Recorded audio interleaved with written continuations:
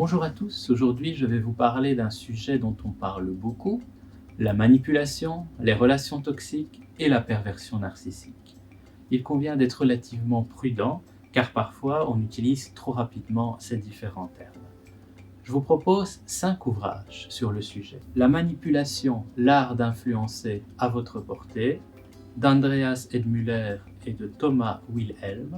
La manipulation ordinaire, reconnaître les relations toxiques pour s'en protéger, de Marie Andersen. Les manipulateurs sont parmi nous, d'Isabelle Nazareaga. Les pervers narcissiques d'Alberto Heger. Et pour en finir avec les pervers narcissiques, de Dominique France Teibali. Le premier livre, La manipulation, l'art d'influencer à votre portée, est un guide qui nous donne différents exemples, différents conseils pour pouvoir contrecarrer la manipulation dans la vie quotidienne et professionnelle. Le deuxième livre, La manipulation ordinaire, reconnaître les relations toxiques pour s'en protéger. Alors dans ce livre, l'auteur nous parle de la manipulation, de la relation entre le manipulateur et la victime, qui est souvent une personne relativement empathique.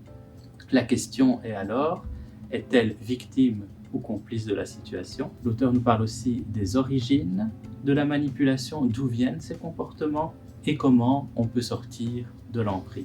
Le troisième livre, Les manipulateurs sont parmi nous.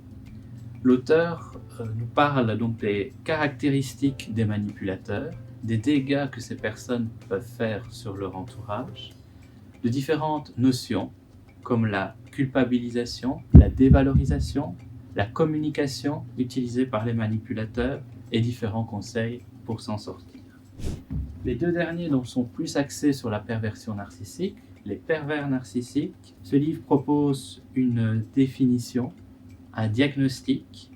Il y a aussi un tableau qui est assez intéressant dans ce livre qui nous explique la différence entre pervers narcissique et psychopathe, deux types de personnalités qu'on a souvent tendance à confondre.